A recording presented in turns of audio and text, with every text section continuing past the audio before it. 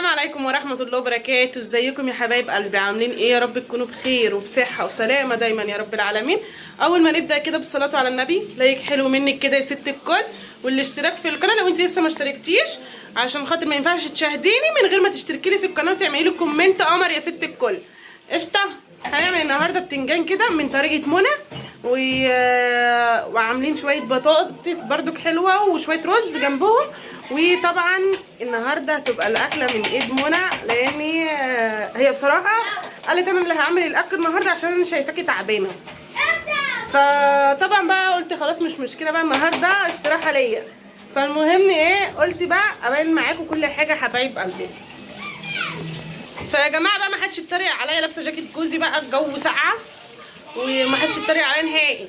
الجو تلج والله، الجو تلج قوي.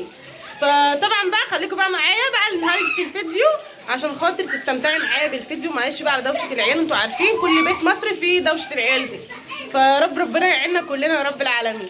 بصي بقى يا ست الكل، خليكي معايا للنهايه. المفروض ان ده قرن فلفل احمر وتوم وعليه نص معلقه فلفل اسود زي ما انتم شايفين اهو، وعليه بتاع ده ملح خلاص، وعليه كمون. وبعد ما ادق كل ده مع بعضه هحط ايه، ليمون بقى، المفروض عصره ليمونه مثلا او ليمونتين، لان انا بحب الليمون زياده بالذات في البتنجان المخلل. واللهم صل على النبي، وحبه خل. اوكي يلا هندقدق بقى، هندق كل ده مع بعضيه اهو. بصوا كده بطبيعه والله العظيم طالعه لكم الفيديو الطبيعي. بصوا عامله كوبايه قهوه بلبن كده تظبط الدنيا، قهوه فرنساوي. بصوا بقى، بصوا يا جميل. البتنجان بصوا احنا انا بحب البتنجان الرفيع قوي ده، ما بحبش التخين عامه، فاهمني؟ اهو رفيع قوي ده بيبقى جميل جدا جدا جدا في المخلل اهو. ويا جماله بقى على قرون المشطشطه، القرون المشطشطه للي عاشق الحاجه المشطشطه. اصلا الاكل ما بيتاكلش غير لما يكون في شطه. انا يا جماعه اللي عامل لكم البتنجان جامد النهارده عشان دي منى يا جماعه. يا جماعه بصوا بسطنا والحاجه بتوع يا منى، ينفع كده يعني؟ معلش يا نور حبيبتي، خلينا عليك، معلش كفايه انت مسوحاني النهارده عشان انت بس يعني تعبانه شويه، ماشي؟ فقلت ان انا ايه يعني اعمل باصلي معاها واقف انا اعمل الاكل. والله بصراحه هي بتشيلني لما بكون تعبانه بحق ربنا يعني.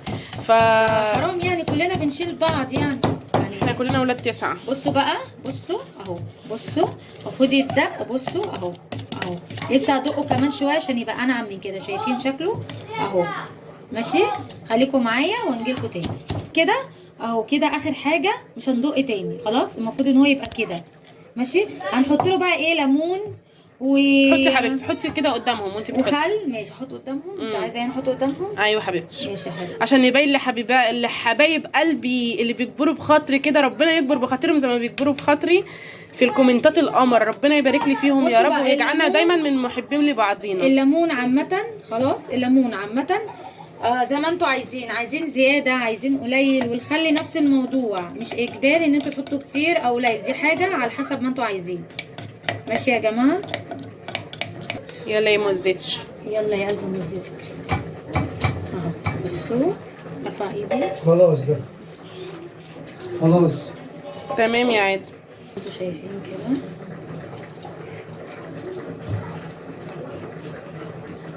ماشي، وليمونه تاني. انت واقف تتعلم مننا يا ليموناتك. انا بحب اعصر الليمون بالطريقه دي يا جماعه بصراحه.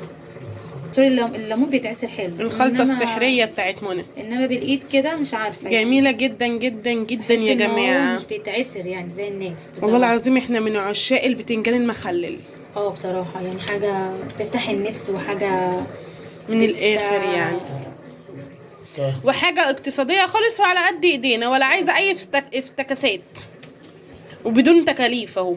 بصوا وبصي طعمها زي الفل، وما بنزهقش منها اكل اقسم بالله. فجميل بتنجان اهوت جايبينه ب5 جنيه، وكمان وحطينا بقى شويه الخل. بصي بقى البتنجان، ادي البتنجان جايبين كيلو ب5، وجايبين ربع كيلو فلفل ب3 جنيه اهوت، وهو الراجل يعني كرمني فيه. وحبه ليمون كان عندي من البيت. وبصي عملت احلى اكله ب10 جنيه. بصي بقى اقل التكاليف كده خالص. اهي ماشي. بعد ما خلصناها بصوا بقت ايه، بصوا اهي. انا عايزاها كده، انا عايزاها كده اهي. بصوا انا عايزاها كده، شايفينها اهو. ماشي. نبدا بقى ايه، نحمر البتنجان يا اختي، اختي نونو. نعم. خلاص الزيت سخن ولا؟ اهو يا حبيبتي ماشي. اهو الزيت اهو. وكمان صينيه بطاطس، عملنا صينيه بطاطس ني في ني. ني ني. بصي بقى، وهنا شويه الرز اهم اهو، شويه رز بشعريه عشان خاطر العيال. طبعا انتوا عارفين ان العيال ما بيعرفوش يشبعوا من العيش بس، فاهميني ازاي؟ فطبعا بقى البتنجان المخلل دوت احنا نفسنا فيه، فقلنا لا مش مبدياها بقى، لازم ناكل بتنجان مخلل النهارده. فراحت منى قالت هناكل النهارده بتنجان مخلل، ورحت قلت بصراحه ايه، انا اصلا عشان تفتح نفسنا كمان على الاكل وكده، فاهميني ازاي؟ باقل التكاليف اهو يا ست الكل. ايوه حاجه بسيطه كده من البيت كمان والله، يعني الدنيا مش انتوا تكاليف شايفين خالص. ان كل حاجه ما شاء الله بتعلى واسعارها بتعلى، فاهمني يعني. وهو احنا مثلا يوم كده ويوم كده، يوم مثلا اكله حلوه قوي ويوم مثلا اكله مثلا بسيطه، يعني دي مثلا بتغطي دي على الغلا اللي احنا فيه بصراحه. وكل حاجه ما شاء الله يعني، مفيش حاجه دلوقتي بقت رخيصه. اي حاجه دلوقتي ما شاء الله يعني تيجي تسالي عليها تلاقيها زادت الطقطقين، ما تفهميش في ايه. وربنا يعيننا كلنا على الغلا اللي احنا فيه دوت. امين يا رب. بس اهو الحمد لله، مشي نفسك كده والدنيا هتبقى حلوه يا ست الكل باذن الله، والحكايه هتبقى كويسه والدنيا هتبقى تمام، وربنا يرزقك من واسع يا رب العالمين. وقولي يا رب واحمدي ربنا كتير على نعمه ربنا اللي بيديها لك، احمدي ربنا عليه. وطول ما انت قاعده احمدي ربنا، قسما بالله هتلاقي ربنا فتح لك باب رزق انت ما تعرفي الباب الرزق اتفتح لك منين. يعني شفتي، قولي الحمد لله على كل شيء. لو لقمه بملح الواحد راضي، الحمد لله يا رب. طبعا طبعا اهم حاجة نعمة. ان احنا ايه، راضي. والرضا دوت من عند ربنا نعمة. والله نعمة الحمد عامة لله. يا جماعة.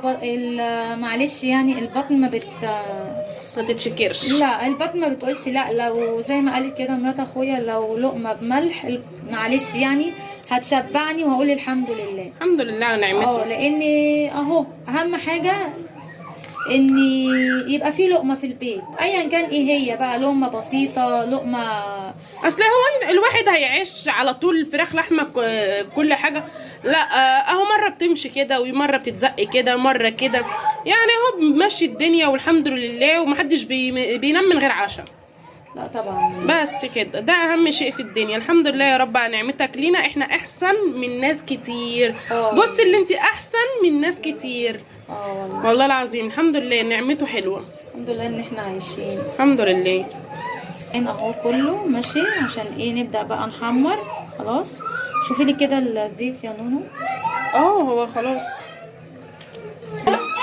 فرنساوي يعني. هو انا اول مره تعملها لي بصراحه، فهشوف كده لو حلوه فيها زي القهوه اللي بتعملها اللي هي القهوه العاديه ولا لا. فهجرب كده وادوق واقول لكم يا جماعه. عيب عليكي، عيب عليكي، عيب عليكي.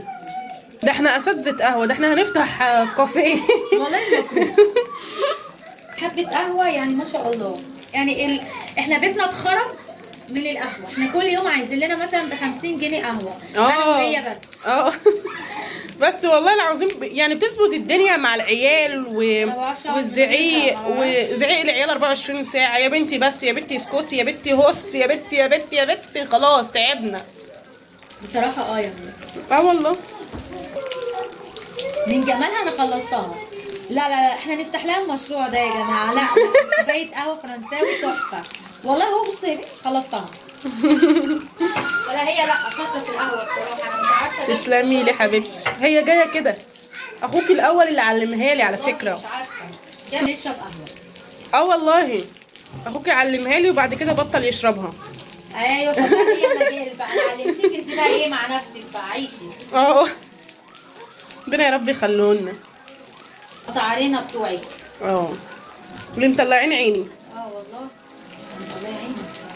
بقى دي بصوا اهوت بيبجبج اهو، بيتحمر اهو. وخلاص انا يعتبر كده يعني خلاص دي دخلت اهي في استوى، خلاص هتبقى 100 100 كده السكر. شوفيها كده. يا جماعه بصوا خلاص تمام. هنحط بقى مكانها الرز بقى.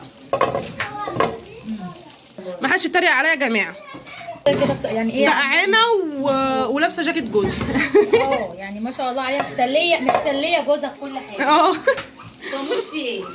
حط بتنجان الشوربه بتاعت الرز خلاص، وحطينا الملح. ماشي، هنغطيه بقى يستوي. هنغطيه بقى مع نفسه كده يستوي. ما تبصيش على شكل البوتاجاز، كل دوت هيتروق بعد الاكل، ما تقلقيش يعني. بصوا يا جماعه، احنا اصلا صاحيين والله، احنا واقفين بالعافيه. انا واحده من لسه واقفه بالعافيه، بس عشان هي تعبانه بصراحه فصعبت عليا، وقلت يعني مش مشكله. يعني انا لما ببقى في الشغل مثلا وكده بصراحه هي بتشيل بصراحه يعني، مفيش فرق ما بيننا يعني والله. فلا معلش يعني، هي شويه وانا شويه هنشيل بعض. بس اهو البتنجان، بصوا اهو البتنجان اهو خلاص قربت اقطعه. بس انا ايه بقلبه كده عشان بيبقى فيه ناحيه بتبقى ما استوتش وناحيه استوت زي ما انتوا عارفين، فاهمين؟ فلازم ايه تقلبوه كده عشان بصوا سايبه لكم الفيديو على الطبيعي خالص، ولا عامله فيه اي حاجه، هنزله لكم بطبيعتكم.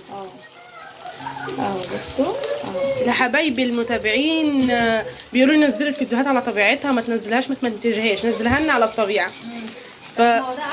فبصراحه من ساعتها وبسمع كلامهم بقيت انزله لهم على الطبيعه. قلت لها كده والله. قلت لها لا عادي، اي بيت اكيد بيبقى فيه اولاد ما برضاش عشان ما ازعجش حد معايا، فلا نزليه بطبيعته عادي. ايه المشكله؟ مع اي بيت فيه اولاد وبيعملوا دوشه وبيلعبوا وكده. بصوا المفروض الفلفل اهو ماشي، انا غسلاه على فكره. الفلفل اهو انا غسلاه على فكره ماشي. بقطعه كده زي ما انتوا شايفين خلاص. اهو فاهميني، مش بحطه كده مثلا بطوله، لا بقطعه كده. وبعد البتنجان لما بطلعه بحط الفلفل ده خلاص يتحمر. بس انا برضو مش بحبه ايه متحمر قوي اللي هو يبقى مهري، لا بيبقى مثلا ايه اللي هو فاهميني، مش ان هو يبقى متحمر قوي وكلام ده، تحميره يعني. وبعد كده بشيله بقى ايه ببدا بقى ايه اعمل البتنجان بتاعي. قطعت الخلطه دي قوطه مكعبات خلاص. بعد ما بعمل البتنجان وبحشيه بقوم جايبه حبه السائل اللي بينزل من الخلطه دي، باخده بحط عليه قطع الطماطم دي وبقلبه وبرشه فوق ايه البتنجان والفلفل. بعد ما برصه في الطبق بعد ما بحشيه كمان، فاهميني؟ بيبقى طعمها تحفه مع البتنجان اللي انا عملته. بس بقى حبايب قلبي طلعنا كده بقى الفلفل. ما رضيتش طبعا اصور معاكم حلقه الفلفل علشان خاطر انتوا عارفينه بيقعد يطرقع كده. فالمهم ايه، ادي الحاجه اهوت وهنحشيها مع بعضينا. يلا يا منى. بصوا يا جماعه اهو ادي البتنجان، المفروض ان انا ايه اهي شويه بشويه اهو. بصوا اهو ومرصه كده في الطبق رصه حلوه ماشي اهو يا جماعه. هو سخن يا جماعه على فكره وانا مش قادره، بس هحاول معاكم اعمل لكم كام واحده كده خلاص عشان ايه اهو. بصوا اهو تبقوا معايا اهو. انا بحب اعمل كل حاجه بايدي على فكره، ايدي نظيفه يا جماعه. هي ست البيت لما بتعمل حاجه بايديها كده فاهمين بتبقى مبسوطه ومرتاحه. لكن لما بقى ايه معلقه والكلام ده لا لا لا لا، الشغل ده مش بتاعنا. بصوا يا الشغل جماعه ده مش بتاعنا خالص. بصوا بعد كده بالرز. بصوا بقى يا جماعه هخلصه خالص واوريكم بعد ما اخلصه هيبقى شكله عامل ازاي. وادي بتنجان اهوت خلص يا حبايب قلبي اهوت. بصوا جميل ولذيذ وامور، وبصي كله حاجات حلوه كده. عامله لكم احلى طبق بتنجان. بصوا من الاخر ده لوحده عايز يتاكل كده من غير اي حاجه. يعني الطبق بتنجان ده لوحده يتاكل كده بالعيش او جنب اي حاجه. شايفين منظره؟ ايه رايكم؟ يلا ما تنسوش بقى تعملوا لايك خلاص وتشاركونا وتقولوا يعني تقولوا ايه رايكم في طبق البتنجان اللي منى عاملاه. بس كده. لنهايه الفيديو ما تنسيش تعملي لي لايك والاشتراك في القناه، وتنوري لي قناتي يا احلى متابعين في الدنيا، ومستنيه منكم كومنتاتكم القمر ان انتوا تكبروا بخاطري بيه، وربنا يكبر بخاطرنا كلنا باذن الله. واسيبك بقى في رعايه الله.